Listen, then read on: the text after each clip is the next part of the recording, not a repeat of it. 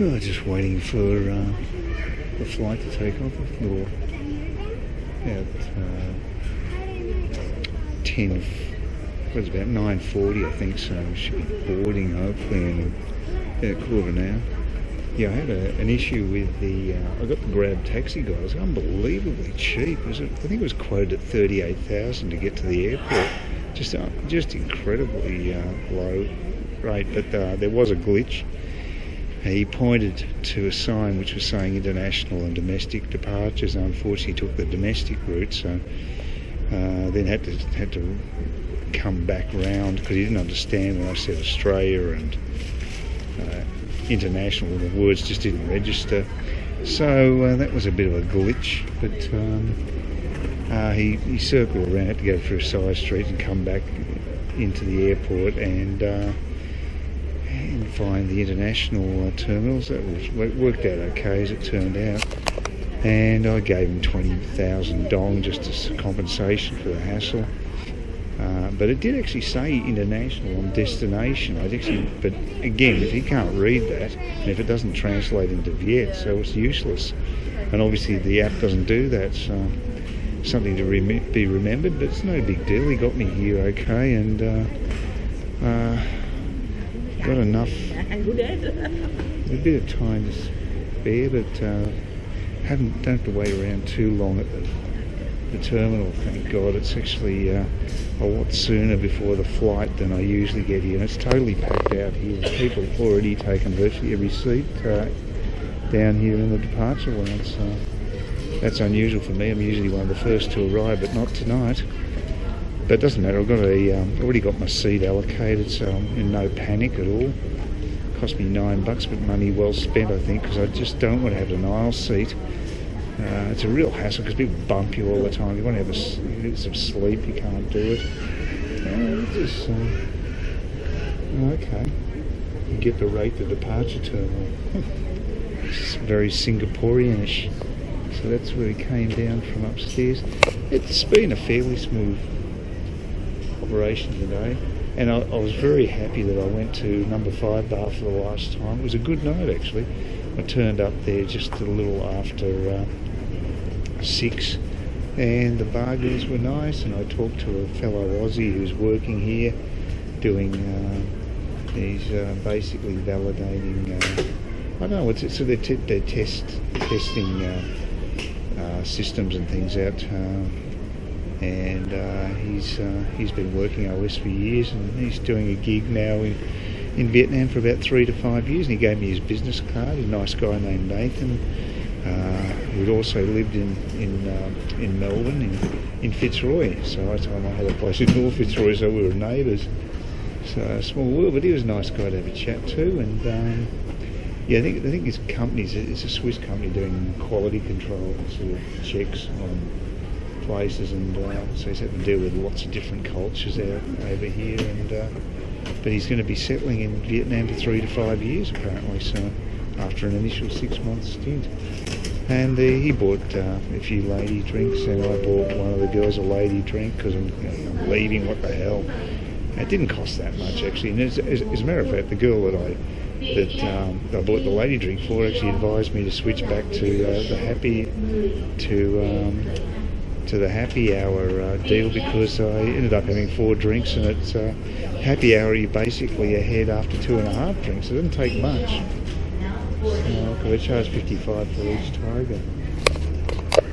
So hopefully there's no delays tonight. We get off at a reasonable time, and I'll get a bit of shut-eye on the flight, and I'll be happy. But yeah, so far it's been fairly good. So fingers crossed everything goes smoothly, and I'll be back in Cairns tomorrow afternoon. Yeah, well, I got to Sydney okay. Actually, the sedatives worked pretty well this time.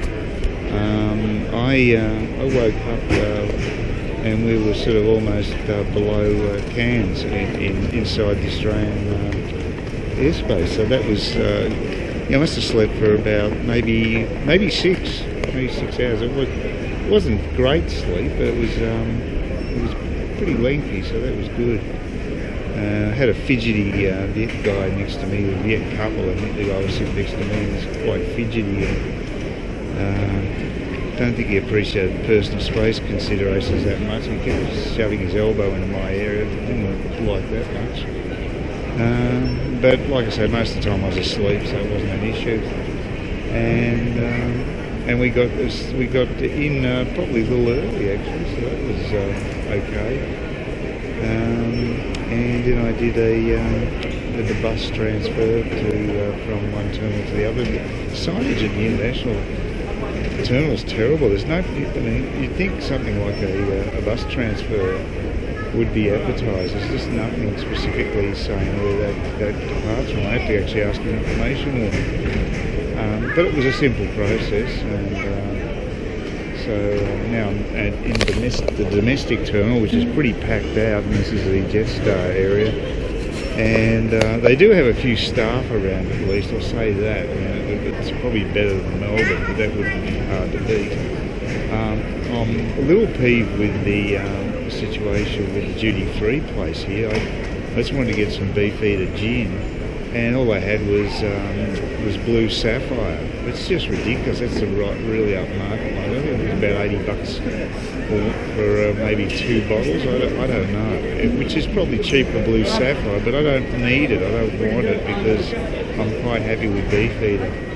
So they missed out on a sale. So that's the first time it's happened. Usually they've got a variety of gins, and including yes, even cheaper ones. So that was disappointing. So I missed out on my duty-free grog, which is a bit of a bummer.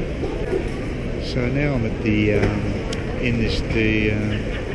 departure lounge of the domestic terminal, and they don't take bag drops until 2 hours prior to the flight, so I've still got another hour or so to kill. And as you can probably see, there's not many seats here. There's a couple of seats down the other end, and this is probably the largest allocation of seats here. There's just nothing. They're obviously not. They don't want people to actually wait around, which is a bit of a shame because you can't always schedule exactly where it would be somewhere, and it is a convenience to have a few seats. So that sucks. But at least the plane got here on time, so I won't miss my connection. That's the important thing. And I'm reasonably well rested, so yeah, all in all, could have worked out worse. A bit sad to leave Saigon when things were sort of looking really good. I actually even got an SMS from one of the bar girls who'd just been away on holidays, going back home for a couple of days, and she sent me an SMS, and unfortunately I didn't get it until I actually had already been at number 5 bar, and that was a good night. So you know, it was a good send off for the trip. But yeah, things sort of probably improved right at the end of the trip. So it's a bit of a shame. So it was 7 weeks in duration, and happened that really hit the high point too late. It would have been nice to continue on, but I can always go back there. It's not a big deal. So just see how things pan out, and I might be back there later this year. I certainly don't want to be there this time of year anyway, because it's getting hot and the wet season's on the horizon, so it's not a good time to be there anyway. So yeah, I'll be in Cairns until at least I've got my tax crap out of the way and the medical stuff sorted. After that I can decide whether I want to go back there. I might well do that, I don't know, but it was a perfect time. There was negatives, especially on a personal level, and especially with Pa. That was very strange.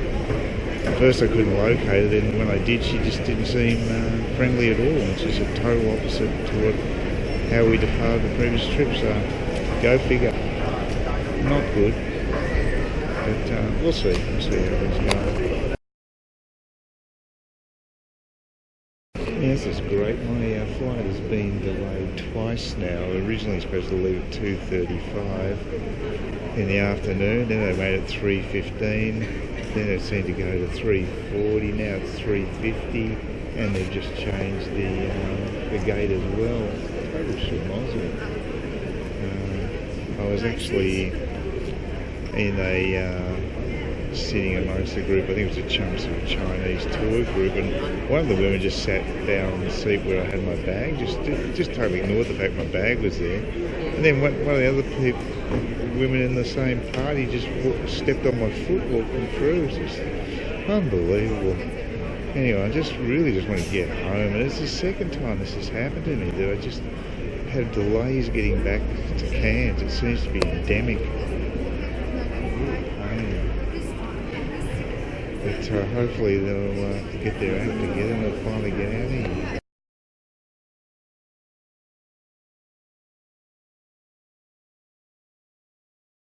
Please consider subscribing to my channel if you think there's anything there of use to you, or entertainment or whatever. And either do that or give me a thumbs up, or if you're feeling really energetic, do both. That'd be great. But please don't ignore me. That's the worst thing you can do on YouTube, is be ignored.